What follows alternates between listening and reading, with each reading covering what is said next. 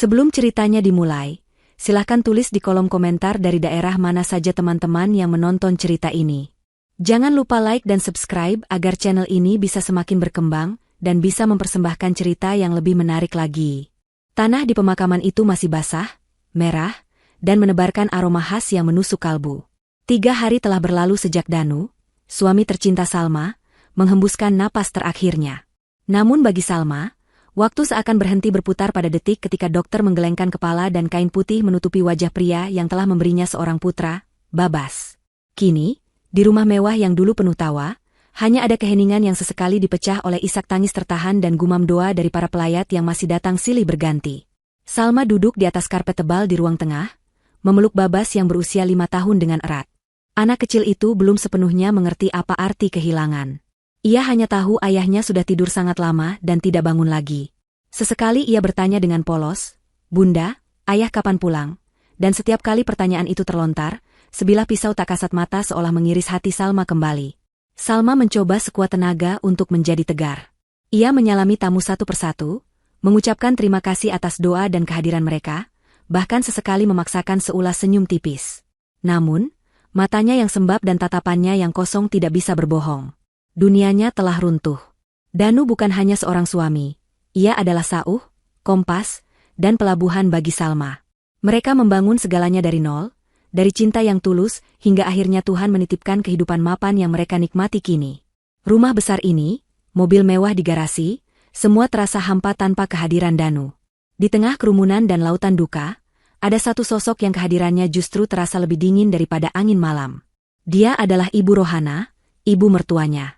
Sejak hari pertama Danu meninggal, Salma tidak melihat setetes pun air mata jatuh dari pelupuk mata wanita tua itu. Wajahnya datar, keras seperti batu cadas. Tidak ada raut kesedihan seorang ibu yang kehilangan putra satu-satunya. Yang ada hanyalah tatapan mata yang tajam dan awas, seolah sedang menginventarisasi setiap barang berharga di dalam rumah. Pandangan Ibu Rohana menyapu dari lampu kristal yang menggantung megah di langit-langit, ke lukisan mahal di dinding, lalu ke set sofa kulit yang harganya bisa membeli sebuah rumah sederhana di kampung. Salma melihatnya dengan jelas. Tatapan itu bukan tatapan duka, melainkan tatapan penuh hasrat kepemilikan.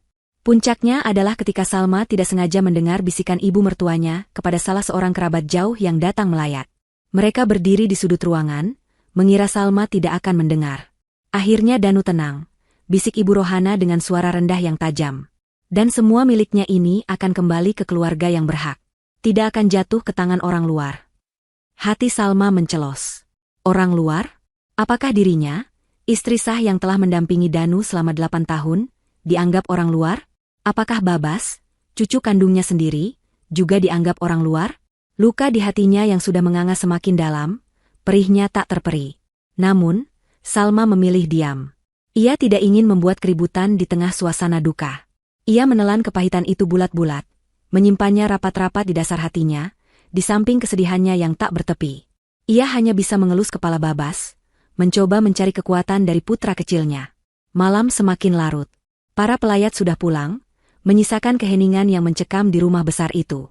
Hanya ada Salma, Babas, dan Ibu Rohana yang memutuskan untuk menginap sejak hari pemakaman. Salma baru saja selesai menidurkan Babas di kamar mereka. Anak itu akhirnya terlelap setelah menangis mencari ayahnya. Salma menyelimutinya dengan lembut, mengecup keningnya, lalu duduk di tepi ranjang, membiarkan air matanya akhirnya mengalir deras tanpa perlu ditahan lagi. Ia memandangi foto pernikahannya dengan Danu yang terpajang di atas nakas. Di foto itu, mereka tertawa bahagia, penuh harapan akan masa depan. Siapa sangka masa depan itu begitu singkat? Tiba-tiba, pintu kamar terbuka tanpa ada suara ketukan terlebih dahulu. Sosok Ibu Rohana berdiri di ambang pintu, wajahnya kaku dan dingin, seolah terbuat dari pualam. Tatapannya menusuk tajam ke arah Salma yang sedang menangis. Tidak ada simpati, tidak ada belas kasihan. Sudah selesai menangisnya? Tanyanya ketus. Salma buru-buru menyeka air matanya. Ada apa, Bu?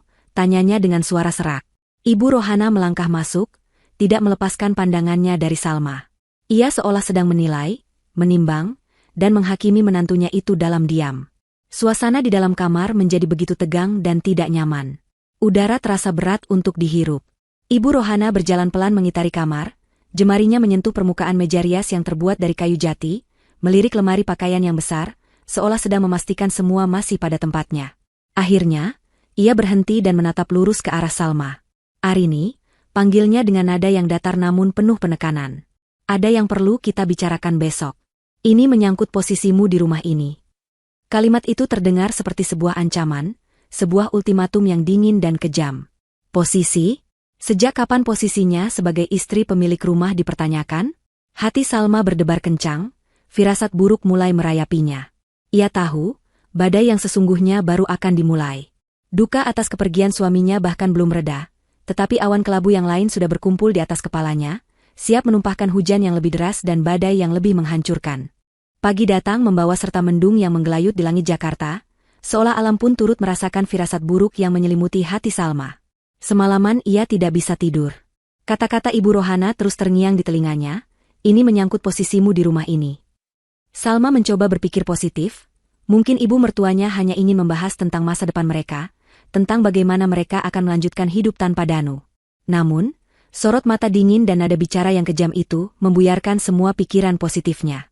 Ia bangun lebih pagi, menyiapkan sarapan sederhana, berharap bisa memulai hari dengan suasana yang lebih baik. Babas masih tertidur pulas, wajahnya damai, tidak menyadari drama orang dewasa yang sedang membayangi hidupnya. Saat Salma sedang menata meja makan, ia mendengar suara pintu depan dibuka. Ia mengira mungkin ada kerabat yang datang pagi-pagi. Namun, ketika ia melangkah keluar dari ruang makan menuju ruang tamu, pemandangan yang tersaji di hadapannya membuatnya terpaku. Jantungnya seolah berhenti berdetak. Di teras depan, di bawah langit yang kelabu, tergeletak 2 buah koper besar miliknya, sebuah tas ransel berisi perlengkapan Babas, dan beberapa kardus berisi mainan putranya. Barang-barang itu adalah miliknya, barang-barang pribadi mereka, yang semalam masih tersimpan rapi di dalam kamar. Kini, semuanya teronggok di luar, di atas lantai teras yang dingin dan sedikit basah oleh embun pagi, seperti tumpukan sampah yang siap dibuang. Dan di sana, di ambang pintu yang terbuka lebar, berdirilah Ibu Rohana. Wanita tua itu melipat kedua tangannya di depan dada, dagunya terangkat tinggi, memancarkan aura arogansi dan kekuasaan mutlak. Wajahnya tanpa ekspresi, namun matanya menyeratkan kemenangan yang keji. Salma melangkah mendekat, tubuhnya sedikit gemetar, antara tidak percaya, marah, dan bingung. "Ibu, ini apa?" tanya Salma dengan suara bergetar. Ibu Rohana mendengus pelan, sebuah suara yang penuh dengan penghinaan. "Apa kau buta? Itu barang-barangmu. Aku sudah berbaik hati mengemaskannya untukmu, jadi kau tidak perlu repot-repot lagi." Lidah Salma terasa keluh. Kata-kata itu begitu menusuk, begitu kejam. "Mengemaskan? Untuk apa? Kami mau pergi kemana?" tanyanya lagi, masih mencoba mencari secercah penjelasan logis, secercah belas kasihan di wajah mertuanya. Ibu Rohana tertawa sinis, suara tawanya terdengar parau dan mengerikan. "Kau bertanya mau pergi kemana? Tentu saja pergi dari sini. Pergi sejauh-jauhnya dari rumah ini," bentaknya. Lalu, terjadilah momen yang akan selamanya terpatri dalam ingatan Salma. Momen di mana kekejaman manusia ditunjukkan dalam bentuknya yang paling murni. Ibu Rohana menatapnya lekat-lekat. Setiap kata yang keluar dari mulutnya adalah racun yang mematikan. "Pergi dari rumah ini. Ini adalah rumah anakku, Danu. Sekarang anakku sudah meninggal, kamu bukan siapa-siapaku lagi. Kamu tidak punya hak apapun di sini. Sana bawa anakmu pergi." Setelah mengucapkan kalimat biadab itu, Ibu Rohana melangkah maju dan mendorong bahu Salma dengan kasar, membuatnya terhuyung mundur hingga keluar dari pintu. "Cepat pergi. Jangan sampai aku memanggil satpam untuk menyeretmu," ancamnya lagi. Salma terdiam membatu. Pikirannya kosong. Tubuhnya terasa dingin. Suaminya baru 3 hari dimakamkan, dan kini ia dan anaknya diusir dari rumah yang menjadi saksi bisu cinta mereka. Diusir oleh ibu dari pria yang sangat ia cintai. Diusir seperti pengemis, seperti penyakit yang harus disingkirkan. Ia melihat ke dalam rumah, ke arah tangga menuju kamarnya, tempat putranya masih tertidur. Hatinya hancur berkeping-keping. "Babas, anakku masih di dalam," lirihnya. "Aku akan mengambilnya untukmu. Setelah itu, enyahlah dari hadapanku," sahut Ibu Rohana, lalu ia berbalik masuk ke dalam dan membanting pintu dengan keras. Blam! Suara pintu yang tertutup itu seolah menjadi penanda akhir dari satu babak kehidupannya. Salma berdiri sendirian di teras, dikelilingi barang-barangnya yang terbuang. Hujan gerimis mulai turun, membasahi wajahnya, bercampur dengan air mata yang tak mampu lagi ia bendung. Beberapa saat kemudian, pintu kembali terbuka. Ibu Rohana menyeret Babas yang sudah terbangun dan tampak bingung serta ketakutan. "Bunda!" teriak Babas sambil berlari memeluk kaki Salma. Ibu Rohana melemparkan sebuah tas kecil ke arah Salma. "Itu beberapa potong bajunya. Sekarang pergi," usirnya untuk terakhir kali, sebelum kembali masuk dan mengunci pintu dari dalam. Terdengar suara grendel yang dikunci, mantap dan final. Salma memeluk Babas erat-erat, mencoba melindungi anaknya dari dinginnya udara dan dinginnya kenyataan. Ia menatap pintu kayu jati yang kokoh itu. Pintu yang dulu selalu terbuka lebar untuk menyambutnya pulang, kini tertutup rapat untuknya selamanya. Di titik terendah dalam hidupnya, ketika ia kehilangan suami, rumah, dan harga dirinya sekaligus, sesuatu yang aneh terjadi. Di tengah isak tangis Babas dan rintik hujan yang semakin deras, Salma justru tertawa. Bukan tawa kebahagiaan, bukan pula tawa kegilaan. Itu adalah tawa lirih yang penuh ironi, tawa seseorang yang tiba-tiba melihat sebuah gambaran besar yang tidak dilihat oleh orang lain. Tawa yang menyimpan ribuan rahasia. Ia tahu sesuatu yang tidak diketahui oleh Ibu Rohana. Sesuatu yang akan membalikan keadaan ini 180 derajat. Sambil menggendong Babas dengan satu tangan dan menarik koper dengan tangan lainnya, Salma berbalik. Ia tidak menoleh ke belakang lagi. Namun, sebelum benar-benar melangkah pergi meninggalkan halaman rumah itu, ia berhenti sejenak. Pandangannya tertuju pada sebuah titik hitam kecil di sudut atap teras. Sebuah kamera CCTV yang ia dan Danu pasang untuk keamanan. Ia menatap lurus ke arah lensa kamera itu, seolah sedang menatap langsung ke masa depan. Sebuah senyum misterius, senyum yang dingin dan penuh perhitungan, tersungging di bibirnya. Kemudian, ia berbisik pelan ke udara, cukup untuk didengar oleh angin dan Tuhan. "Terima kasih, Bu. Ibu baru saja menyederhanakan segalanya." Setelah itu, ia melangkah dengan mantap menembus hujan, meninggalkan rumah itu, meninggalkan masa lalunya, dan berjalan menuju sebuah takdir yang telah ia dan suaminya persiapkan dengan sangat rapi. Babak baru dalam permainannya telah dimulai. Hujan yang turun seolah menjadi selubung yang menyembunyikan Salma dan Babas dari dunia. Di dalam taksi yang melaju membelah genangan air di jalanan Jakarta, Salma memeluk putranya lebih erat. Babas, setelah puas menangis, kini hanya terisak pelan di dekapan ibunya. Wajahnya yang mungil menempel di dada Salma, mencari kehangatan dan rasa aman yang baru saja direnggut paksa darinya. Udara di dalam mobil terasa pengap, dipenuhi aroma jok basah dan kesedihan yang tak terucap. Sopir taksi sesekali melirik dari kaca spion, menatap penumpang di belakangnya dengan sorot iba. Seorang ibu muda dengan anak kecil, membawa 2 koper besar, di tengah hujan deras tanpa payung. Pasti ada kisah pilu di baliknya, pikir sang sopir, namun ia memilih untuk tidak bertanya. Ia hanya menambah kecepatan laju mobilnya, berharap bisa segera mengantar mereka ke tujuan. Tujuan mereka bukanlah rumah orang tua Salma di pinggir kota, bukan pula rumah sahabat terdekatnya. Salma tahu, jika ia pergi ke sana, ia hanya akan membawa beban dan kesedihan. Ia akan disambut dengan rentetan pertanyaan, tatapan kasihan, dan yang terburuk, ia mungkin akan terlihat lemah. Lemah adalah kata terakhir yang ia inginkan saat ini. Tidak. Ia tidak akan menunjukkan kelemahannya pada siapapun. "Bunda, kita mau kemana?" tanya Babas dengan suara serak. Matanya yang besar dan polos menatap Salma, mencari jawaban. "Kenapa nenek jahat? Kenapa kita tidak boleh pulang ke rumah?" Pertanyaan-pertanyaan itu, begitu sederhana namun begitu tajam, kembali mengiris hati Salma. Bagaimana ia harus menjelaskan kekejaman dan keserakahan seorang nenek pada cucunya sendiri? Bagaimana ia bisa memberitahu anak sekecil itu bahwa tempat yang ia sebut rumah kini telah menjadi sarang serigala? Salma mengelus rambut Babas dengan lembut. "Kita mau jalan-jalan sebentar, sayang," jawabnya dengan suara yang diusahakan setenang mungkin. "Kita akan tinggal di tempat yang bagus. Ada kolam renangnya, dan banyak makanan enak. Babas suka, kan?" Mata Babas yang tadinya muram kini sedikit berbinar. "Benar, Bunda, ada kolam renang?" Salma mengangguk dan memaksakan seulas senyum. "Iya, sayang. Kita akan menginap di hotel." Untuk sesaat, Babas berhasil dialihkan perhatiannya. Ia mulai membayangkan tentang hotel dan kolam renang, melupakan sejenak pintu yang tertutup dan bentakan neneknya. Hati Salma sedikit lega, namun juga pedih. Ia harus berbohong untuk melindungi kepolosan putranya. Taksi akhirnya berhenti di depan lobi sebuah hotel bintang 5 yang menjulang megah di pusat kota. Seorang petugas hotel dengan sigap membukakan pintu dan memayungi Salma serta Babas. Petugas lainnya menurunkan koper-koper mereka dari bagasi. Salma, dengan penampilan yang sedikit basah dan kusut, melangkah masuk ke dalam lobi yang mewah itu dengan kepala tegak. Beberapa tamu dan staf hotel mungkin memandangnya dengan aneh, tapi Salma tidak peduli. Ia berjalan lurus ke meja resepsionis, menggendong Babas yang menatap takjub pada lampu gantung raksasa yang berkilauan seperti berlian. "Saya mau pesan kamar suite untuk 1 minggu," ucap Salma dengan jelas dan tegas kepada resepsionis. Resepsionis itu sedikit terkejut, namun segera bersikap profesional. Tanpa banyak bertanya, ia memproses permintaan Salma.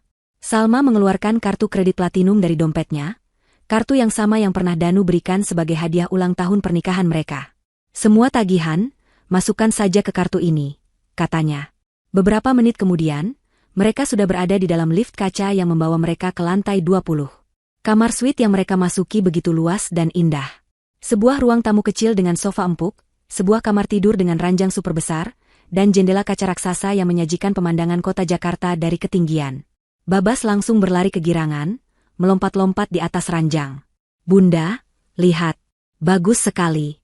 Apa ini rumah baru kita?" teriaknya riang. Salma tersenyum tulus untuk pertama kalinya hari itu. Melihat tawa putranya adalah obat paling mujarab untuk lukanya. "Bukan, sayang. Ini hanya tempat singgah sementara," jawabnya lembut. Prioritas pertama Salma adalah memastikan kenyamanan dan ketenangan Babas. Ia memesan makanan kesukaan putranya melalui layanan kamar, menemaninya makan, lalu memandikannya dengan air hangat di bak mandi marmer yang mewah. Setelah membacakan sebuah dongeng, Babas yang kelelahan akhirnya tertidur pulas di atas ranjang empuk, memeluk boneka dinosaurus kesayangannya. Wajahnya kembali damai. Sekarang, giliran Salma.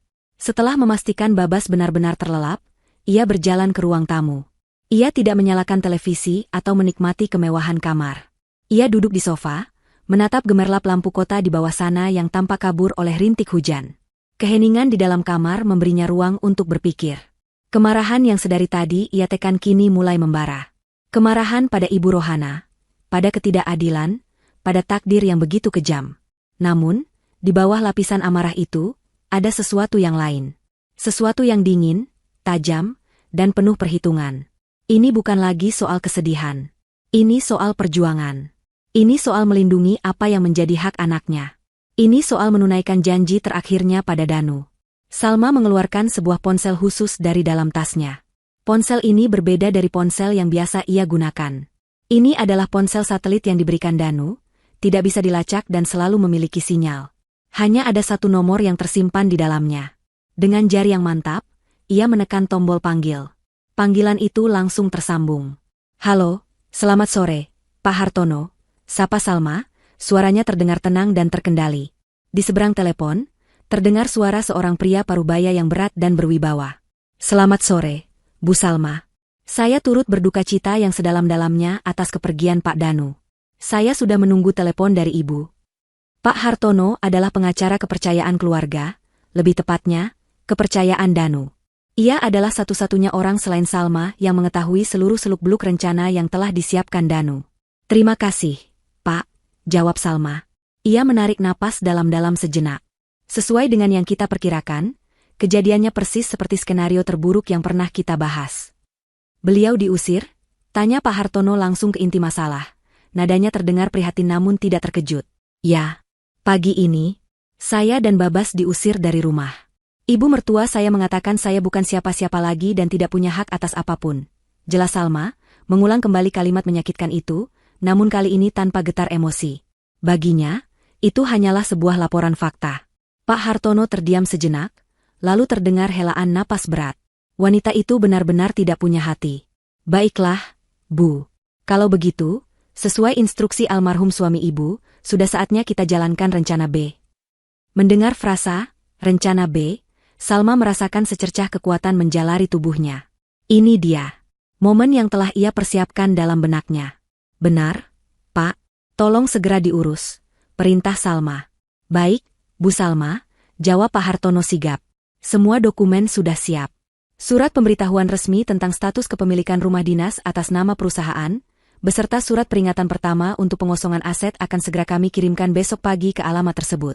Tembusannya juga akan kami kirimkan ke seluruh dewan direksi, agar tidak ada celah untuk negosiasi. Perusahaan pasti akan bertindak cepat untuk mengamankan aset mereka." "Bagus," kata Salma. "Lalu bagaimana dengan aset yang lain, Pak? Tabungan dan tanah?" "Semuanya aman, Bu. Sesuai wasiat Pak Danu, seluruh aset likuid sudah dipindahkan ke rekening perwalian atas nama Babas, di mana ibu adalah wali tunggalnya hingga ia berusia 17 tahun. Rekening itu diproteksi berlapis dan tidak bisa diakses oleh siapapun tanpa persetujuan ibu. Sertifikat tanah yang 1000 hektar juga sudah berada di brankas bank atas nama yang sama. Tidak ada 1 sen pun atau 1 meter pun tanah yang bisa diganggu-gugat oleh Ibu Rohana atau kerabat lainnya. Penjelasan dari Pak Hartono bagaikan air sejuk di tengah gurun. Semuanya berjalan sesuai rencana.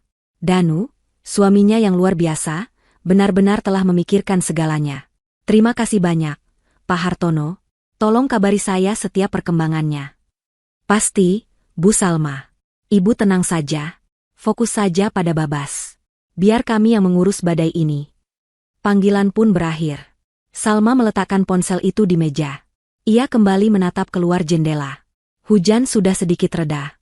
Ia tidak lagi merasa sebagai korban. Ia adalah seorang ratu yang sedang mempersiapkan langkah untuk melindungi kerajaannya. Ibu Rohana mengira ia telah memenangkan pertempuran dengan mengusir seorang janda lemah. Ia tidak tahu, ia baru saja membangunkan seekor singa betina yang selama ini tertidur. Dan Salma, dengan semua amunisi yang telah disiapkan oleh mendiang suaminya, siap untuk berperang.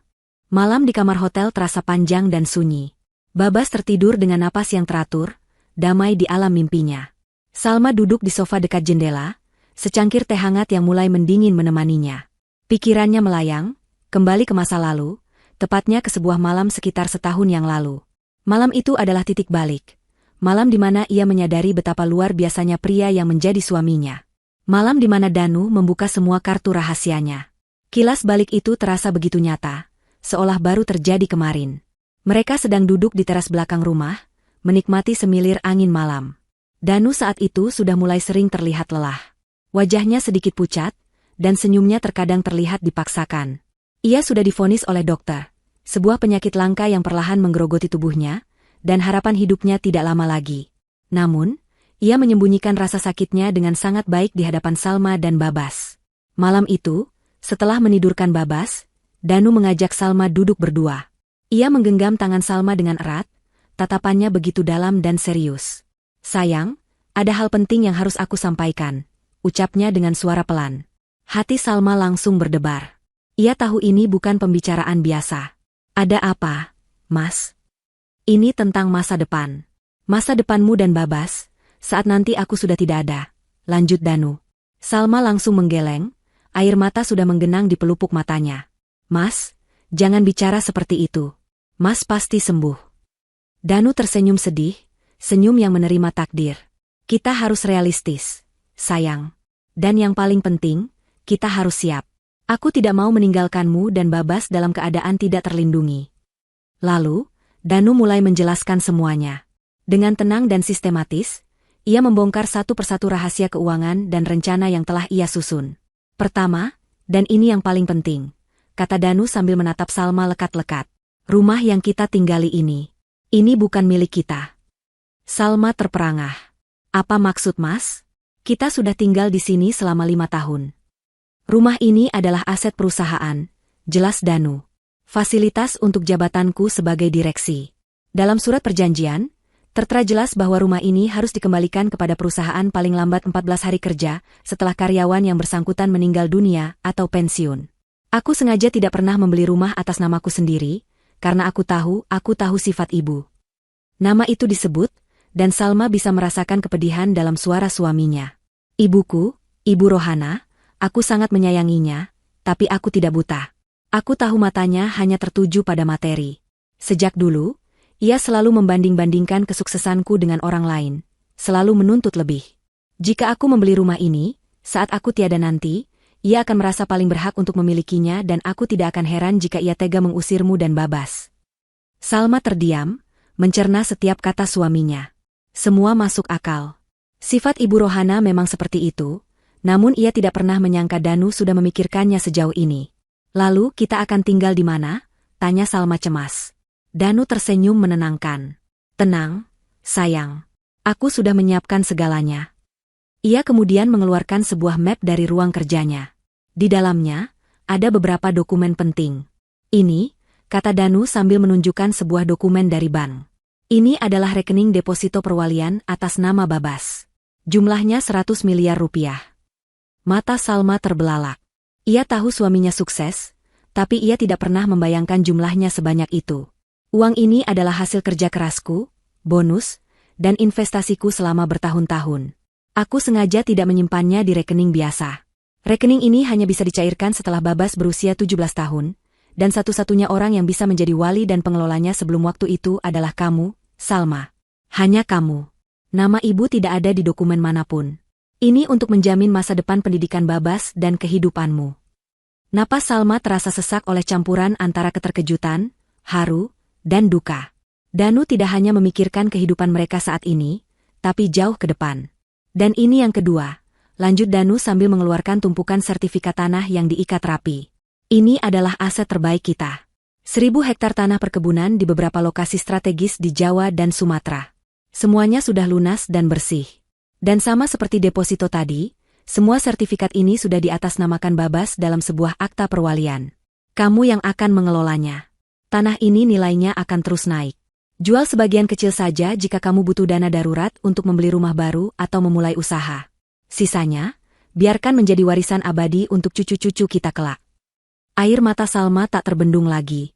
Ia menangis bukan karena jumlah uang atau luasnya tanah, tetapi karena cinta dan perlindungan yang begitu besar yang diberikan oleh suaminya.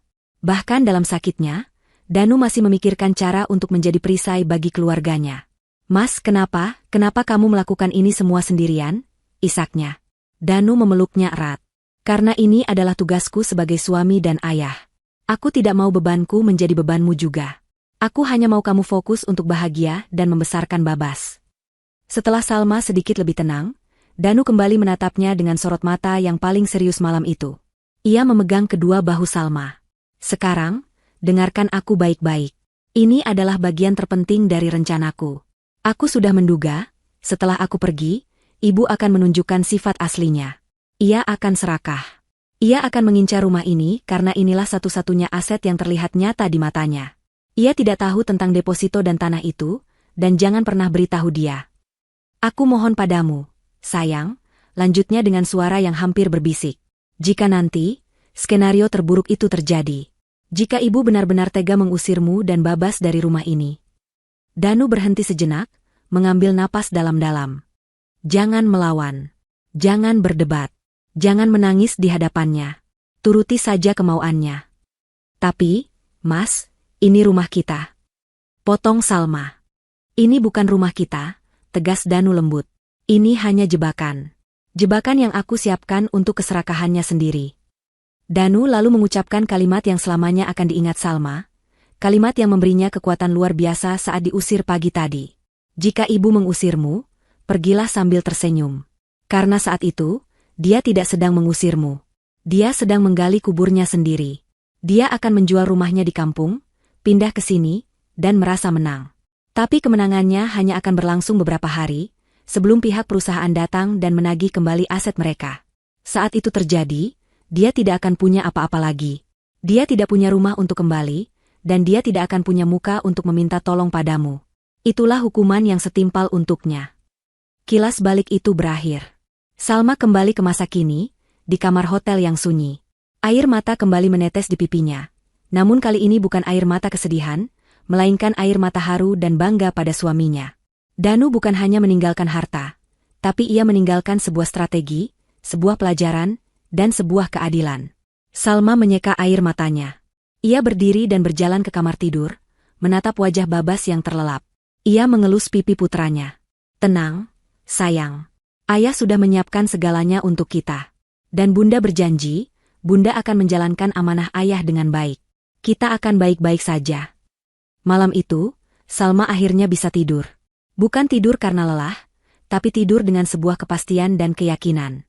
Keyakinan bahwa fajar akan segera tiba, dan keadilan akan menemukan jalannya sendiri. Di dalam rumah mewah yang kini terasa sunyi itu, Ibu Rohana menghirup udara dalam-dalam. Ia tidak mencium aroma duka atau kenangan tentang putranya. Yang ia hirup adalah aroma kemenangan. Aroma kemewahan yang selama ini hanya bisa ia impikan, kini menjadi miliknya seutuhnya. Setelah pintu depan tertutup rapat dan Salma serta cucunya lenyap di telan gerimis, Ibu Rohana merasakan gelombang kepuasan yang luar biasa. Beban itu telah terangkat. Parasit itu telah disingkirkan. Kini, ia adalah satu-satunya ratu di istana ini. Langkah pertamanya adalah berkeliling, menyusuri setiap ruangan, bukan untuk bernostalgia, melainkan untuk melakukan inspeksi aset. Tangannya yang keriput mengelus sandaran sofa kulit, matanya menaksir harga gorden sutra yang menjuntai dari langit-langit, jemarinya mengetuk-ngetuk meja marmer di ruang makan. Semuanya terasa begitu solid, begitu nyata. Ini semua miliknya. Milik putranya, yang berarti kini menjadi miliknya. Ia masuk ke kamar utama, kamar yang sebelumnya ditempati oleh Danu dan Salma. Hal pertama yang ia lakukan adalah membuka lemari pakaian raksasa. Ia menyibak deretan gaun dan blus milik Salma dengan tatapan jijik, seolah itu adalah pakaian kotor. Tanpa ragu, ia menarik semua pakaian itu keluar, melemparkannya ke lantai hingga menggunung. Ia akan menyumbangkan semua sampah ini nanti. Kemudian, ia membuka laci meja rias, menemukan beberapa perhiasan sederhana milik Salma. Sebuah kalung, beberapa pasang anting, dan sebuah gelang. Ia mengambilnya, menimbangnya di telapak tangan, lalu melemparkannya ke tumpukan baju dengan cibiran. Murahan. Langkah selanjutnya adalah menghapus jejak Salma dari rumah ini. Ia berjalan ke setiap sudut, menurunkan semua foto yang memajang wajah menantunya. Foto pernikahan, foto liburan, foto keluarga saat Babas lahir, semua ia lucuti dari bingkainya. Ia hanya menyisakan foto-foto Danu seorang diri atau foto Danu saat masih kecil bersamanya. Ruangan itu kini terasa lebih bersih, lebih murni, seolah-olah Salma tidak pernah ada. Setelah puas dengan pembersihan tahap awal, Ibu Rohana mengambil ponselnya. Inilah saatnya mengabarkan berita gembira ini kepada dunia, atau setidaknya kepada kerabat-kerabatnya yang selama ini selalu ia saingi. Nomor pertama yang ia hubungi adalah adiknya, Lastri, yang tinggal di kampung. "Halo, Lastri, ini aku," sapanya dengan nada yang dibuat sesantai mungkin, padahal di dalam hatinya ia sudah tidak sabar untuk pamer. "Bagaimana kabarmu, Mbak Yu? Masih di Jakarta?" tanya Lastri di seberang sana. "Tentu saja. Aku sekarang tinggal di sini. Di rumahnya Danu," jawab Ibu Rohana, menekankan kata, "sekarang." "Oh, syukurlah kalau begitu. Jadi bisa menemani Salma dan Babas." "Kasihan mereka," sahut Lastri polos. Ibu Rohana tertawa kecil, tawa yang meremehkan. "Salma? Dia sudah pergi. Pulang ke rumah orang tuanya. Katanya tidak sanggup tinggal di sini, terlalu banyak kenangan," dustanya dengan lancar. "Dia pergi begitu saja, hanya bawa beberapa helai baju. Semua peninggalan Danu ia serahkan padaku. Katanya, aku sebagai ibunya lebih berhak. Anak itu memang tahu diri." Rentetan kebohongan itu meluncur mulus dari bibirnya. Ia melukiskan citra Salma sebagai menantu yang lemah dan tidak bertanggung jawab, sementara dirinya adalah ibu yang tegar dan dipercaya untuk mengelola harta peninggalan putranya. Telepon itu berlanjut dengan bualan-bualan lain tentang betapa luasnya rumah ini, betapa mahalnya perabotannya, dan betapa nyamannya hidupnya sekarang. Setelah menutup telepon dari Lastri, ia menghubungi beberapa sepupu dan teman-teman arisannya. Ceritanya sama, dengan bumbu yang terkadang ia tambah atau kurangi sesuai dengan siapa ia bicara. Intinya satu, ia adalah pewaris tunggal dari semua kesuksesan Danu. Ia adalah pemenangnya. Kepuasan hatinya memuncak ketika ia melakukan panggilan telepon yang paling penting hari itu. Panggilan kepada seorang makelar tanah di kampungnya. "Pak Bejo, ini saya, Bu Rohana," katanya tanpa basa-basi. "Rumah saya yang di ujung gang itu, tolong segera dijual. Berapapun harganya, yang penting cepat laku. Tidak perlu ditawar-tawar lagi. Saya sudah tidak akan kembali ke sana. Saya sudah punya tempat tinggal yang jauh lebih baik di Jakarta." Keputusan itu terasa begitu tepat dan membebaskan. Dengan menjual rumah tuanya yang sempit dan reot, ia seolah memutus jembatan terakhir yang menghubungkannya dengan kehidupan lamanya yang sederhana. Tidak ada jalan untuk kembali. Hanya ada jalan maju, menuju masa depan yang gemerlap. Hari-hari berikutnya dihabiskan Ibu Rohana dalam euforia. Ia belajar menggunakan bathtub mewah dengan busa melimpah, mencoba semua peralatan dapur canggih yang bahkan ia tidak tahu namanya, dan menghabiskan waktu berjam-jam menonton sinetron di televisi layar lebar di ruang keluarga. Ia merasa seperti seorang ratu yang akhirnya naik tahta. Suatu siang, saat ia sedang bersantai di tepi kolam renang sambil menikmati teh dan pisang goreng yang dibuat oleh asisten rumah tangga, seorang kurir datang mengantarkan sebuah surat. Surat itu terbungkus amplop coklat tebal, dengan logo perusahaan tempat Danu bekerja tercetak jelas di sudut kiri atas. Ibu Rohana menerimanya dengan kening berkerut. "Dari kantor Danu," gumamnya. Ia membolak-balik amplop itu. Mungkin ini surat ucapan belasungkawa resmi, atau mungkin sisa gaji Danu yang belum dibayarkan. Ia merasa tidak ada yang penting. Dengan sikap angkuh, ia meletakkan surat itu di atas meja kecil di samping kursi santainya, di bawah tumpukan majalah bekas.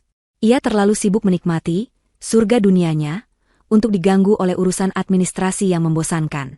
Toh, semua yang ada di sini sudah menjadi miliknya. Apalagi yang bisa diambil oleh perusahaan?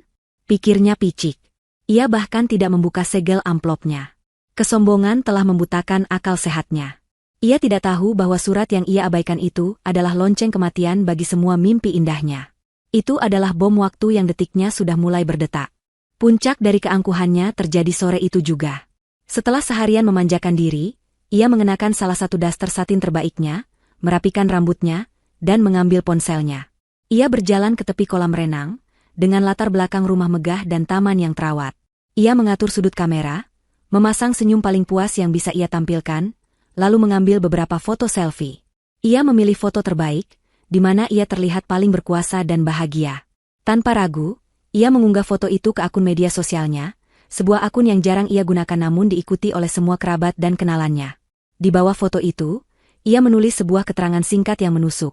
Menikmati hasil kerja keras anakku. Surga dunia. Setelah menekan tombol kirim, ia meletakkan ponselnya dan kembali menyeruput tehnya.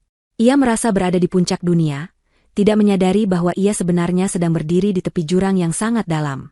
Sementara Ibu Rohana tenggelam dalam euforia kemenangan palsunya, Salma bergerak dalam keheningan yang efisien dan mematikan.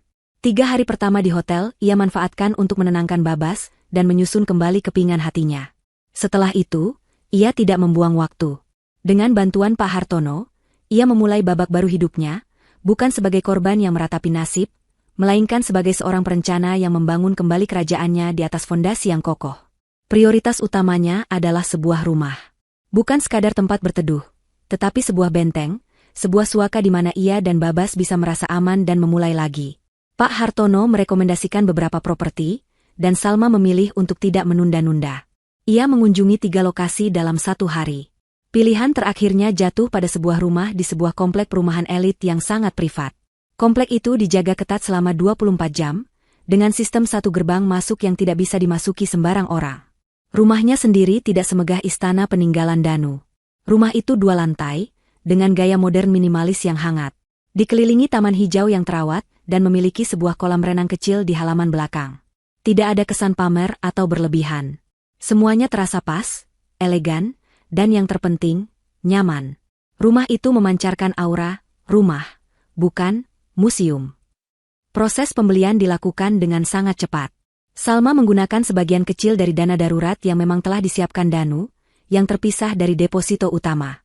Dalam waktu kurang dari seminggu sejak ia diusir, akta jual beli sudah ditandatangani. Ia adalah pemilik sah dari istana barunya.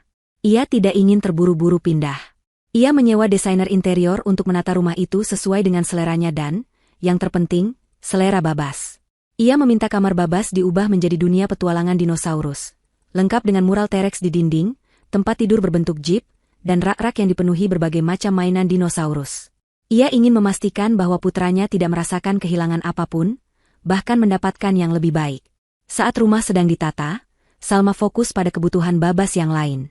Ia mendaftarkan putranya di sebuah sekolah internasional terbaik di dekat komplek perumahan mereka.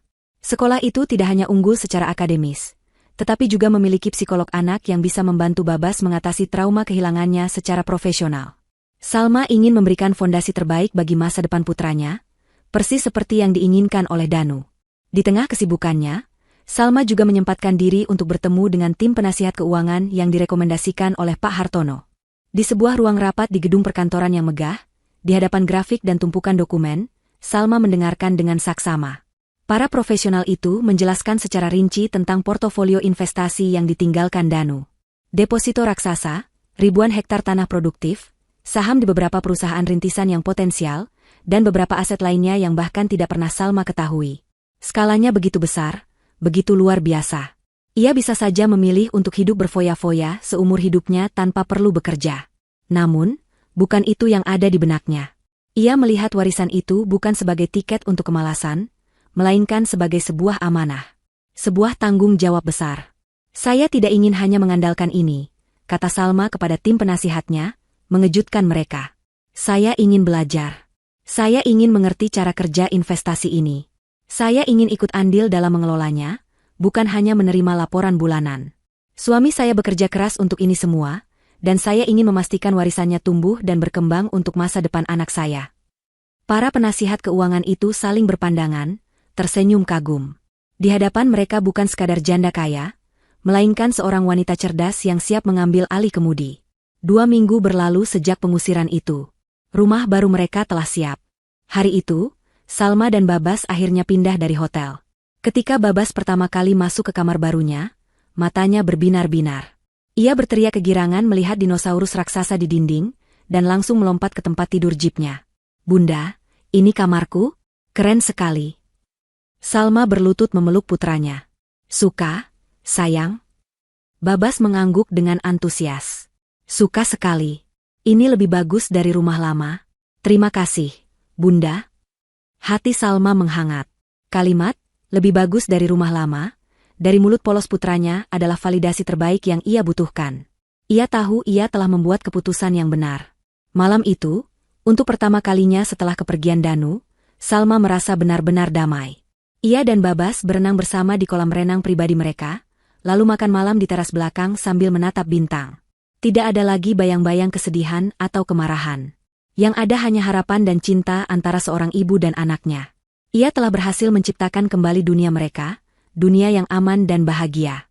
Saat sedang membereskan piring setelah makan malam, ponselnya yang biasa ia gunakan berdering.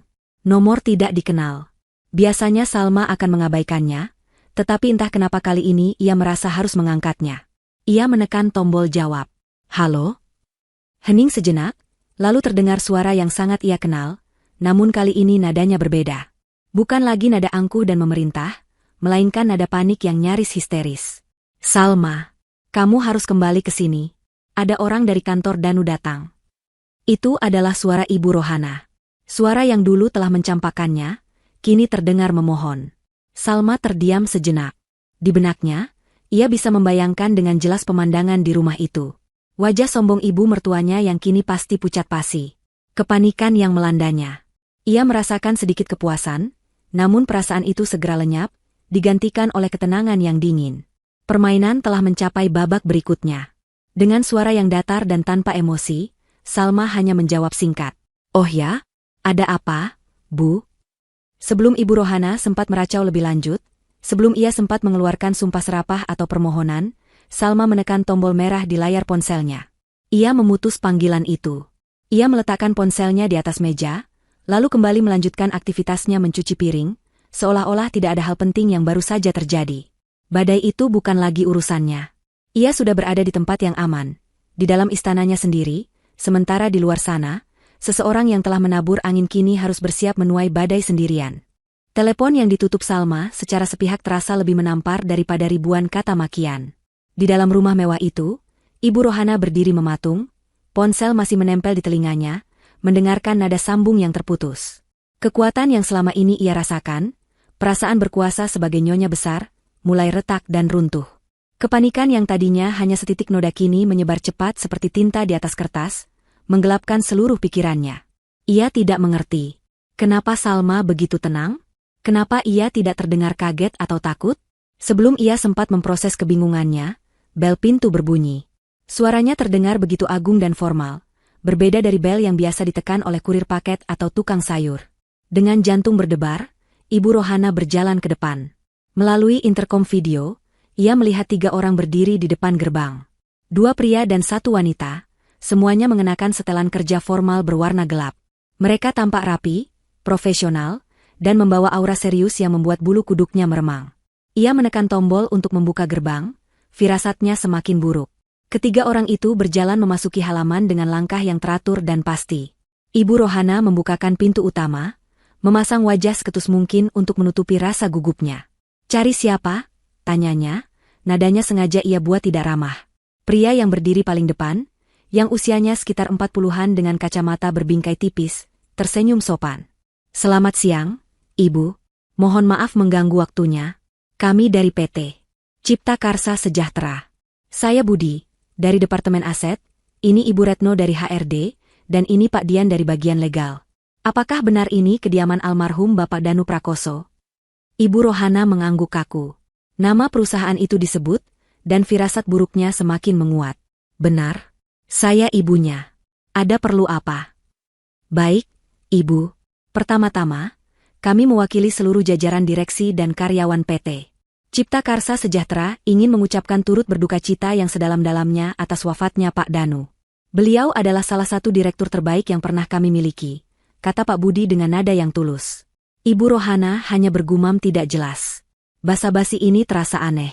Terima kasih, sahutnya singkat. Jadi ada perlu apa? Desaknya lagi. Pak Budi menghela napas pelan, senyum sopannya tidak luntur. Begini, Ibu. Kedatangan kami hari ini adalah untuk menindaklanjuti surat resmi yang telah kami kirimkan seminggu yang lalu mengenai status aset perusahaan yang berlokasi di alamat ini. Surat apa? Potong Ibu Rohana cepat, berpura-pura bingung. Saya tidak pernah menerima surat apapun.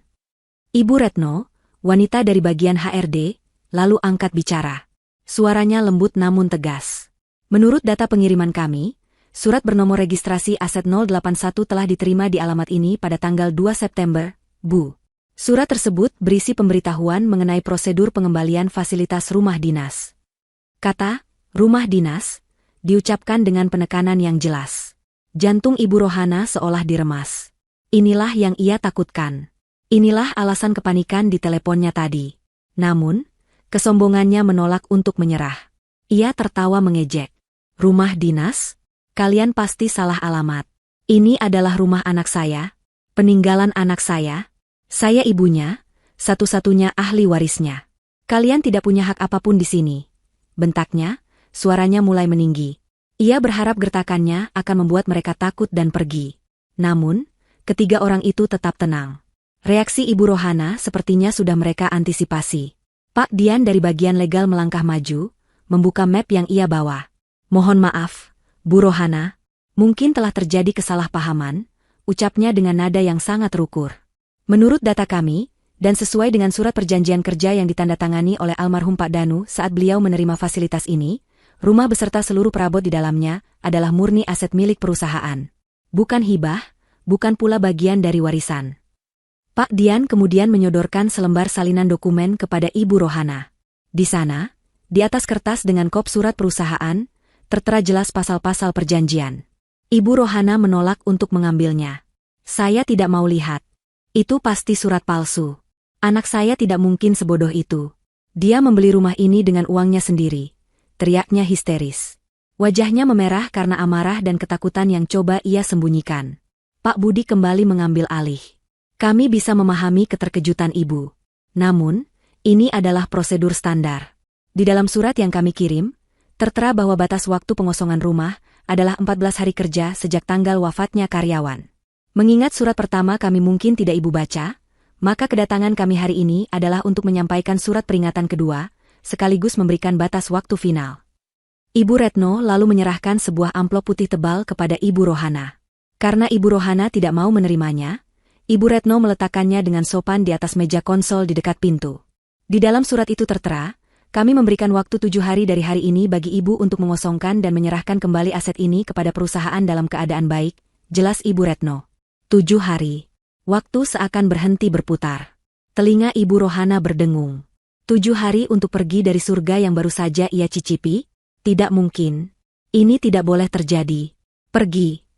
Raungnya seperti singa terluka. Pergi kalian semua dari rumah anakku. Sebelum aku panggil polisi. Pak Dian dari bagian legal menatapnya dengan sorot mata yang dingin, tidak terintimidasi sama sekali. Justru sebaliknya, Bu. Jika dalam 7 hari rumah ini tidak kosong, maka dengan sangat terpaksa kami yang akan menempuh jalur hukum dan meminta bantuan aparat yang berwenang untuk melakukan pengosongan paksa. Semua biaya yang timbul dari proses tersebut juga akan dibebankan kepada pihak Ibu sebagai penghuni ilegal. Kami harap Ibu bisa bekerja sama agar kita tidak perlu sampai ke tahap itu. Penghuni ilegal. Kata itu menghantamnya seperti palu godam. Iya, Ibu Rohana, ibu dari seorang direktur hebat, disebut sebagai penghuni ilegal di rumah anaknya sendiri. Penghinaan ini, kenyataan ini, terlalu pahit untuk diterima. Ketiga perwakilan perusahaan itu membungkuk hormat. Kalau begitu kami permisi dulu, Bu. Selamat siang. Mereka berbalik dan berjalan pergi dengan tenang, meninggalkan Ibu Rohana yang berdiri gemetar di ambang pintu. Setelah mobil mereka menghilang di balik gerbang, kekuatan di kaki Ibu Rohana seolah lenyap. Ia bersandar di dinding, napasnya tersengal-sengal. Pandangannya jatuh ke atas meja kecil di tepi kolam renang, tempat ia bersantai tadi siang. Di bawah tumpukan majalah, ia melihat sudut amplop coklat yang familiar. Dengan langkah gontai, ia berjalan ke sana, menyibak majalah-majalah itu. Benar saja. Di sanalah surat pertama itu berada. Masih tersegal. Tangannya yang gemetar merobek amplop itu dengan kasar. Isinya sama persis seperti yang dikatakan oleh orang-orang tadi. Pemberitahuan formal, pasal-pasal hukum, batas waktu. Tanggal surat itu dikirim adalah seminggu yang lalu. Ia telah membuang waktu seminggu penuh dalam kebodohan dan kesombongannya. Rumah mewah yang ia puja-puja kini terasa seperti penjara.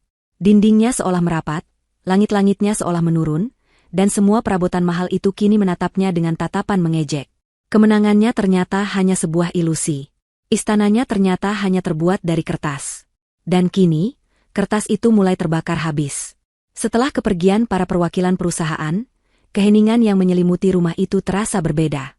Bukan lagi keheningan yang damai dan agung, melainkan keheningan yang mencekam dan penuh ancaman. Setiap detik jam dinding yang berdetak di ruang tengah terdengar, seperti hitungan mundur menuju kehancurannya. Ibu Rohana tidak bisa lagi duduk diam. Fase penyangkalan telah berakhir, digantikan oleh gelombang kepanikan yang murni dan liar. Pikiran pertamanya adalah, pasti ada yang salah. Pasti ada bukti. Danu, putranya yang cerdas itu, tidak mungkin tidak meninggalkan apa-apa. Ia pasti memiliki surat bukti kepemilikan rumah ini di suatu tempat. Dengan energi yang didorong oleh keputusasaan, ia mulai membongkar seisi rumah. Ia mengobrak-abrik laci meja kerja Danu, mengeluarkan tumpukan dokumen, kontrak-kontrak proyek, laporan keuangan, namun tidak ada satupun yang bertajuk sertifikat hak milik.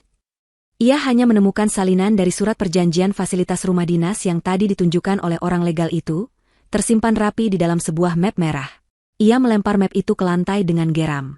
Selanjutnya, ia membongkar lemari-lemari arsip, membuka kotak-kotak penyimpanan di gudang, bahkan memeriksa di bawah kasur, di tempat-tempat tersembunyi di mana orang mungkin menyimpan barang berharga. Hasilnya nihil. Tidak ada. Rumah ini benar-benar bukan milik mereka. Setiap sudut yang ia geledah, hanya semakin menegaskan kenyataan pahit itu. Rumah yang ia rebut dengan mengusir menantu dan cucunya ini memang hanya pinjaman. Kemewahan yang ia nikmati hanyalah fata morgana. Napasnya memburu, keringat dingin membasahi pelipisnya. Otaknya bekerja keras mencari jalan keluar. Bantuan. Ia butuh bantuan. Ia tidak bisa menghadapi ini sendirian. Dengan tangan gemetar, ia menekan nomor telepon adiknya, Lastri. Orang pertama yang ia sombongkan tentang kehidupan barunya. Halo, Lastri? Sapanya tanpa basa-basi begitu telepon tersambung. Suaranya terdengar tegang. Gawat, Lastri. Gawat. Ada apa, Mbak Yu? Suaramu kok begitu? Seperti dikejar setan, sahut Lastri cemas. Lebih buruk dari itu. Ada orang dari kantornya Danu datang. Mereka bilang rumah ini milik perusahaan. Mereka menyuruhku pergi dalam waktu 7 hari. Adunya, berharap mendapatkan simpati dan mungkin sebuah solusi. Namun, reaksi Lastri di luar dugaannya. Adiknya itu terdiam lama. Halo, Lastri? Kamu masih di sana? Iya, Mbak Yu. Aku dengar, jawab Lastri pelan. Sebenarnya, tetangga kita yang kerja di Jakarta pernah bilang, kalau jabatan tinggi di perusahaan besar memang seringnya dapat rumah pinjaman, bukan rumah milik sendiri. Aku kira Mbak Yu sudah tahu. Jawaban itu seperti tamparan. Jadi orang lain sudah tahu? Hanya dia yang bodoh dan buta oleh keserakahan? Tahu? Kalau aku tahu, buat apa aku menjual rumah di kampung? Pekik Ibu Rohana frustrasi. Sekarang aku harus bagaimana? Lastri, aku bisa tinggal denganmu dulu, kan? Permintaan itu disambut dengan keheningan lagi. Lalu terdengar suara Lastri yang ragu-ragu. Bukannya tidak boleh, Mbak Yu, tapi rumahku kan kecil, sempit. Anak-anak juga lagi ujian. Mungkin akan tidak nyaman untuk Mbak Yu. Coba hubungi kerabat yang lain dulu. Mungkin ada yang rumahnya lebih besar. Panggilan itu berakhir dengan kekecewaan yang mendalam. Adiknya sendiri, yang sering ia bantu di masa lalu, kini menolaknya secara halus. Ia sadar, tidak ada yang mau menampung masalah. Tidak mau menyerah, ia mencoba menghubungi beberapa sepupu dan teman arisannya. Hasilnya lebih buruk. Beberapa tidak mengangkat teleponnya sama sekali. Yang lain, setelah mendengar ceritanya, tiba-tiba mengaku sedang sibuk atau ada urusan mendadak. Dinding penolakan itu begitu tebal dan nyata. Orang-orang yang seminggu lalu memujinya dan mendengarkan bualannya dengan penuh kekaguman, kini menghindarinya seperti wabah penyakit. Ia sendirian. Benar-benar sendirian di dalam rumah raksasa yang akan segera direnggut darinya. Dalam puncak keputusasaan,nya sebuah ide terlintas. Pengacara. Ia butuh pengacara. Mungkin ada celah hukum yang bisa dimanfaatkan. Ia mencari di internet, menemukan nomor telepon sebuah kantor hukum kecil yang tarifnya terdengar terjangkau. Setelah tersambung, ia menceritakan seluruh permasalahannya dengan napas tersengal-sengal. Pengacara di seberang sana mendengarkan dengan sabar. Setelah Ibu Rohana selesai, pengacara itu bertanya dengan tenang, apakah almarhum putra ibu menandatangani surat perjanjian fasilitas tersebut? Sepertinya begitu, jawab Ibu Rohana lemah. Kalau begitu, saya sarankan ibu tidak membuang-buang uang dan waktu, kata pengacara itu dengan nada datar. Posisi ibu sangat lemah. Perjanjian yang ditandatangani adalah kontrak yang sah. Melawan perusahaan besar dalam kasus seperti ini, hanya akan berakhir dengan kekalahan dan tumpukan utang biaya pengadilan. Saran terbaik saya, ikuti permintaan mereka. Kosongkan rumah itu baik-baik. Klik. Panggilan itu dimatikan oleh sang pengacara. Harapan terakhirnya pun pupus. Tidak ada jalan keluar. Tidak ada tempat berlindung. Ibu Rohana terduduk lemas di lantai marmer yang dingin. Pandangannya kosong. Bayangan rumah kecilnya di kampung tiba-tiba muncul di benaknya. Rumah yang sempit, panas, dan sederhana, tetapi itu adalah miliknya. Tempat ia bisa pulang kapanpun ia mau. Tempat yang kini sudah bukan lagi miliknya karena kebodohannya sendiri. Uang hasil penjualan rumah itu pun sudah banyak ia pakai untuk membeli beberapa baju baru dan mentraktir teman-temannya. Sisanya tidak akan cukup untuk membeli rumah baru, bahkan untuk mengontrak rumah yang layak pun sulit. Ia akan menjadi gelandangan. Wanita tua tanpa rumah, tanpa keluarga yang mau menerima, tanpa uang. Harga dirinya hancur lebur. Kesombongannya remuk menjadi debu. Di tengah kehancuran total itu, di dasar jurang keputusasaan, satu nama muncul di benaknya. Satu-satunya orang yang mungkin masih bisa ia hubungi. Satu-satunya orang yang mungkin memiliki jalan keluar dari mimpi buruk ini. Salma. Menantunya, wanita yang telah ia hina, ia caci, dan ia usir dengan kejam. Memikirkan harus menelepon Salma membuat perutnya mual. Rasa malu, gengsi, dan amarah berkelindan menjadi satu. Bagaimana mungkin ia harus merendahkan diri di hadapan wanita itu? Tapi pilihan apa lagi yang ia punya? Ini adalah pertarungan antara harga diri dan kelangsungan hidup. Dan saat ini, kelangsungan hidup terasa jauh lebih mendesak. Dengan tangan yang lebih gemetar dari sebelumnya, Ibu Rohana mengambil ponselnya. Ia mencari kontak Salma di dalam daftar panggilannya. Jantungnya berdegup kencang seolah akan meledak. Dengan napas tertahan dan mata terpejam, ia menekan tombol panggil. Setiap detik nada tunggu yang ia dengar terasa seperti 1 jam penyiksaan. Ia tidak tahu harus berkata apa, harus memohon seperti apa. Yang ia tahu, panggilan ini adalah satu-satunya tali yang tersisa sebelum ia benar-benar tenggelam. Di istana barunya yang tenang, Salma baru saja selesai membacakan dongeng untuk Babas. Putranya kini tertidur lelap dengan senyum di wajahnya, memeluk boneka terek seolah itu adalah sahabat terbaiknya. Salma mengecup kening Babas, mematikan lampu tidur, dan menutup pintu kamar pelan-pelan. Saat ia berjalan menuju ruang keluarga, ponsel yang ia letakkan di meja makan kembali bergetar. Nama Ibu Rohana tertera di layar. Ini adalah panggilan ketiga dalam 10 menit terakhir. 2 panggilan sebelumnya ia abaikan, namun kini ia merasa sudah saatnya untuk menghadapi musik ini. Ia menarik napas dalam-dalam, menghembuskannya perlahan, mempersiapkan mentalnya untuk konfrontasi terakhir. Dengan jari yang mantap, ia menggeser ikon hijau di layarnya. Halo, sapanya, suaranya terdengar tenang dan netral. Di seberang sana, keheningan menyambutnya selama beberapa detik. Salma hanya bisa mendengar suara napas yang tersengal-sengal, suara orang yang sedang berada di puncak kepanikan. Akhirnya, suara Ibu Rohana terdengar, parau dan bergetar, sama sekali berbeda dari suara angkuh yang ia dengar 2 minggu lalu. Salma. Panggilnya, nama itu terdengar seperti rintihan. Salma, tolong Ibu. Salma tidak menjawab. Ia hanya diam, memberikan ruang bagi mertuanya untuk menumpahkan semua keputusasaannya. Keheningan Salma sepertinya membuat Ibu Rohana semakin panik. Salma, kamu dengar tidak? Mereka mau mengusir ibu. Orang-orang dari kantor Danu, mereka jahat, mereka mau mengambil rumah ini. Rumah anakku sendiri. Racau Ibu Rohana, nadanya mulai bercampur antara memohon dan menuduh. Ini tidak adil. Salma, ini pasti ada yang salah. Kamu harus bantu ibu. Salma berjalan ke arah jendela besar di ruang keluarganya, menatap ke arah taman yang disinari lampu temaram. Pemandangan itu begitu damai, kontras dengan kekacauan yang sedang ia dengarkan di telepon. Bantu apa, Bu? Tanya Salma akhirnya, suaranya tetap datar, tanpa sedikit pun intonasi emosi. Pertanyaan sederhana itu seolah membingungkan Ibu Rohana. Bantu? Tentu saja bantu ibu. Kamu pasti punya uang Danu, kan? Dia pasti meninggalkan banyak uang untukmu. Pakai uang itu. Bantu ibu cari tempat tinggal. Atau setidaknya beri ibu sedikit uang untuk bertahan hidup. Ini semua juga hak ibu. Aku ini ibunya. Tuntutan itu, yang dibalut dengan permohonan yang menyedihkan, akhirnya memantik sesuatu dalam diri Salma. Bukan kemarahan, melainkan kejernihan yang dingin. Ia telah menunggu saat ini. Saat untuk menyajikan cermin di hadapan ibu mertuanya. Uang? Ulang Salma dengan nada pelan namun tajam. Hak ibu? Bukankah ibu sendiri yang bilang kalau saya ini bukan siapa-siapa ibu lagi? Kalimat itu menghantam Ibu Rohana seperti sambaran petir di siang bolong. Ia terdiam. Kata-kata yang pernah ia lontarkan dengan penuh kesombongan di teras rumah itu, kini kembali menghantuinya, diucapkan kembali oleh orang yang telah ia zalimi.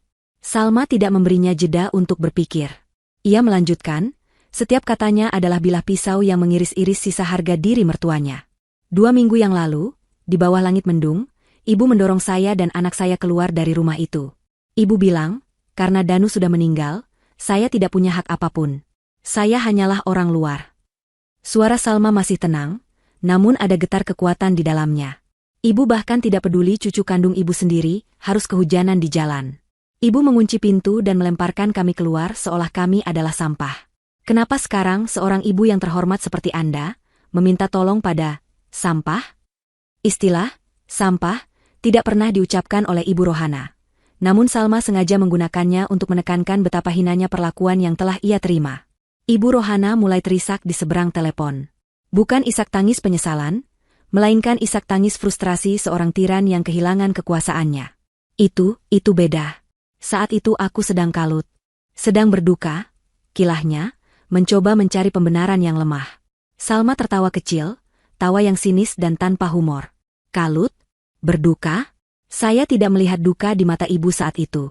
Yang saya lihat adalah keserakahan. Yang saya dengar adalah bualan ibu di telepon kepada kerabat, mengatakan kalau ibu sudah berhasil membersihkan rumah dari orang luar. Apa itu juga bagian dari duka ibu? Skakmat. Ibu Rohana tidak bisa berkata-kata lagi. Ia tidak tahu Salma mendengarnya. Semua kebohongannya terbongkar. Semua topengnya telah dilucuti. Kini yang tersisa hanyalah wajah aslinya yang buruk rupa. Salma, ibu mohon. Lirihnya, nadanya kini benar-benar hancur, tanpa sisa-sisa keangkuhan. Maafkan ibu. Ibu salah. Tapi tolonglah Babas. Anggap saja ini demi cucumu. Di mana dia akan tinggal kalau neneknya jadi gelandangan? Ini adalah senjata terakhirnya. Menggunakan nama Babas, mencoba memanipulasi Salma melalui rasa kasihannya sebagai seorang ibu. Namun, Salma sudah terlalu siap. Perisainya terlalu kuat untuk ditembus oleh panah manipulasi yang tumpul itu. Babas, jawab Salma, nadanya berubah menjadi sangat dingin, sedingin es di kutub utara. Jangan pernah sebut nama anak saya lagi dari mulut ibu. Orang yang sudah membuang cucunya sendiri ke jalan tidak punya hak untuk menyebut namanya. Anak saya baik-baik saja. Dia punya rumah baru yang nyaman, sekolah yang bagus, dan masa depan yang cerah. Jauh dari orang-orang beracun seperti ibu. Dan soal uang suami saya, lanjut Salma, memberikan pukulan pamungkas. Ya, Mas Danu memang meninggalkan warisan yang sangat banyak. Tapi di dalam wasiatnya, tidak ada 1 sen pun yang ditujukan untuk ibunya. Suami saya tahu persis sifat ibu. Karena itu, semua harta peninggalannya diwariskan 100% untuk anaknya, Babas. Untuk menjamin masa depannya. Bukan untuk orang yang keserakahannya tidak mengenal batas. Keheningan total di seberang sana. Salma bisa membayangkan Ibu Rohana yang pucat pasi, dunianya benar-benar runtuh berkeping-keping. Tidak ada rumah. Tidak ada uang. Tidak ada harapan. Sebelum Ibu Rohana sempat mengeluarkan satu kata pun, sebelum ia sempat memohon, mengumpat, atau menangis lagi, Salma mengucapkan kalimat terakhirnya. Kalimat yang akan menghantui sisa hidup ibu mertuanya. Selamat menikmati sisa hidup ibu. Anggap saja ini karma dari perbuatan ibu sendiri. Apa yang ibu tanam, itulah yang ibu tuai. Klik. Dengan satu sentuhan ringan di layar, Salma memutus sambungan telepon. Ia tidak membanting ponselnya atau berteriak meluapkan emosi. Ia hanya meletakkannya kembali di atas meja dengan tenang. Selesai. Beban terakhir di pundaknya telah terangkat. Ia tidak merasa puas atau bahagia, tetapi ia merasa lega. Merasa adil. Keadilan untuknya, untuk Babas, dan terutama, untuk Danu. Ia berjalan kembali ke kamar Babas, membukanya sedikit, dan menatap putranya yang tertidur. Di sanalah dunianya. Di sanalah masa depannya. Di sanalah kebahagiaan sejatinya.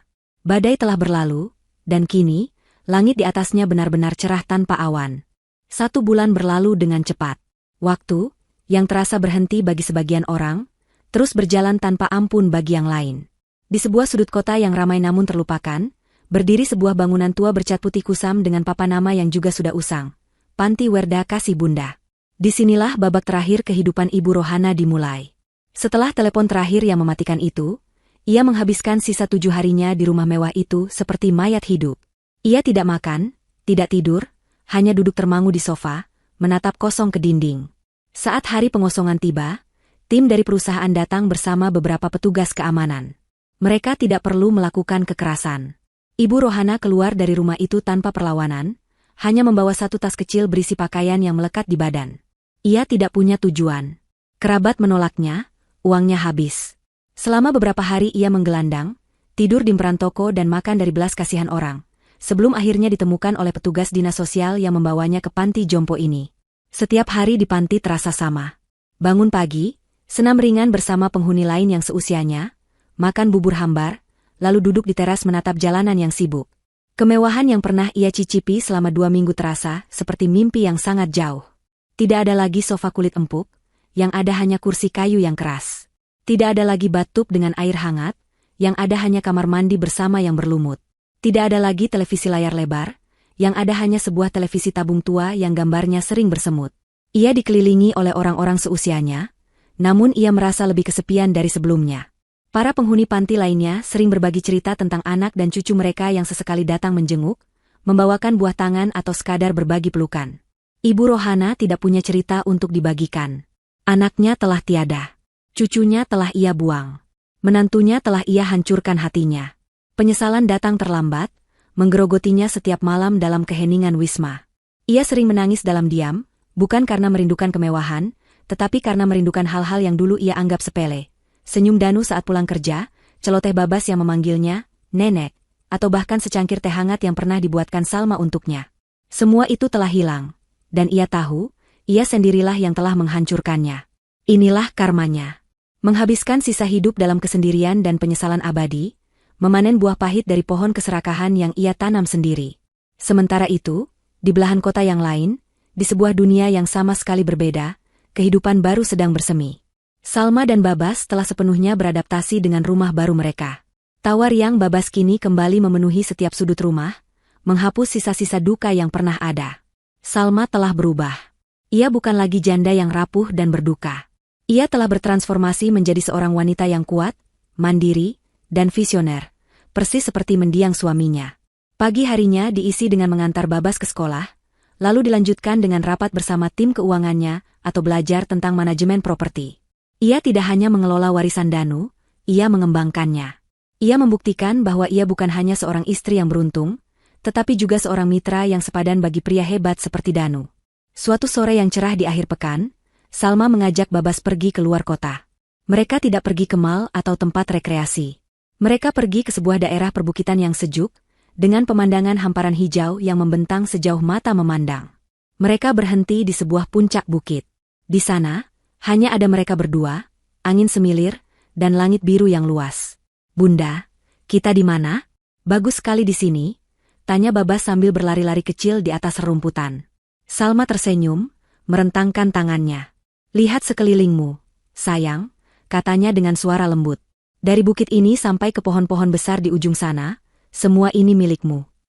Babas menatapnya dengan mata berbinar penuh rasa ingin tahu. Milikku? Seperti mainan? Salma tertawa dan berlutut di hadapan putranya, memegang kedua bahunya. Lebih dari itu, sayang. Ini adalah warisan dari ayah. Ayahmu bekerja sangat keras bukan untuk membeli mainan atau rumah mewah. Ayah bekerja untuk membeli masa depan.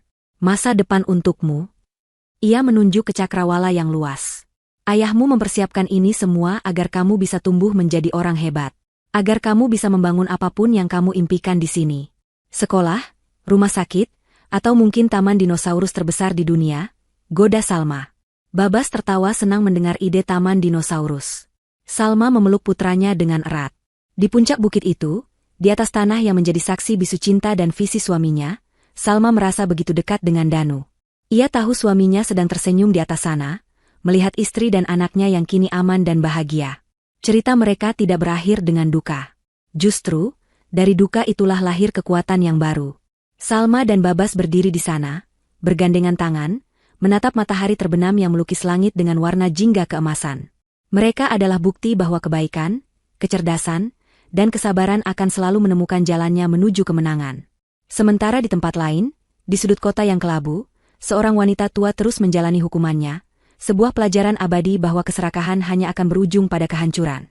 Keadilan, dengan caranya sendiri yang terkadang lambat namun pasti, telah benar-benar ditegakkan.